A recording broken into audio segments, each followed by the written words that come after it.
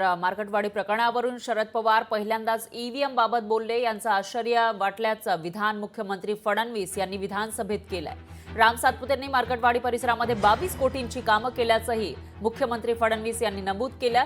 तर निकाल आपल्या बाजूने लागला की लोकशाहीचा विजय नाही तर सर्वोच्च न्यायालयावरही संशय घेतो असं म्हणत फडणवीस यांनी विरोधकांवर निशाणा साधला. तर संविधानिक संस्थांवर संशय घेणं म्हणजे संविधानाचा अपमान तसंच राजद्रोह आहे असंही ते म्हणाले. तर निवडणूक आयोगानं ईव्हीएम वरून आव्हान दिलं तेव्हा त्यांना उत्तर का दिलं असा सवालही का उत्तर दिलं नाही असा सवालही फडणवीसांनी केला. माननीय पवार साहेबांचं मला आश्चर्य वाटलं, फक्त पवार साहेबांचं. कारण हा देशातला एक अतिशय बॅलन्स नेता आहे. बघा, यापूर्वी नाना तुमच्या पक्षाने अनेक वेळा ईव्हीएमचा मुद्दा मांडला, पवार साहेबांनी कधी मांडला? कधीच नाही. हारले तरी जिंकले तरी.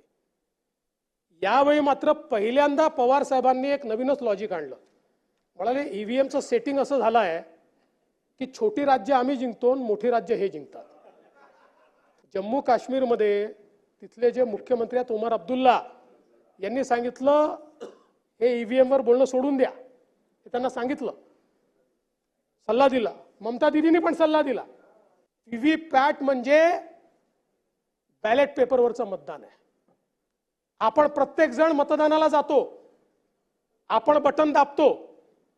ती बटन दाबल्यानंतर कोणाला मत मिळालेलं आहे त्याचा चिन्ह आपल्याला दिसतं. ते चिन्ह खाली जातं, ते बॅलेट बॉक्समध्ये जातं. पहिल्यांदा तर आपल्याला ते घेऊन बॅलेट बॉक्समध्ये टाकावं लागायचं, ते ऑटोमॅटिक झालं.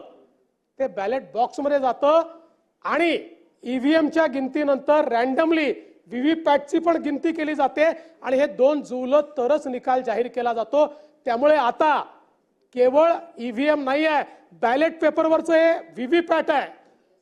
व्हीव्हीपॅटवर आपण त्या ठिकाणी निवडणूक करतोय. आपण राजद्रोह नेहमी म्हणतो. राजद्रोहाचा अर्थ काय आहे? सुप्रीम कोर्टाने राजद्रोहाचा अर्थ काय दिलेला आहे? राजद्रोहाचा अर्थ असा आहे की भारताच्या संविधानाने ज्या संस्था तयार केलेल्या आहेत त्या संस्थांच्या विरुद्ध जनमत तयार करणं, त्या संस्था चुकीच्या आहेत असं त्या ठिकाणी सांगणं, हा राजद्रोह सांगितलेला आहे. आणि आज आपण रोज अशा प्रकारचं काम या ठिकाणी करतो आणि त्याच्या विरुद्ध खऱ्या अर्थानं जे काही आपण करतो ते योग्य नाहीये. लोकशाही मराठी ऐका, पहा, जागरूक रहा.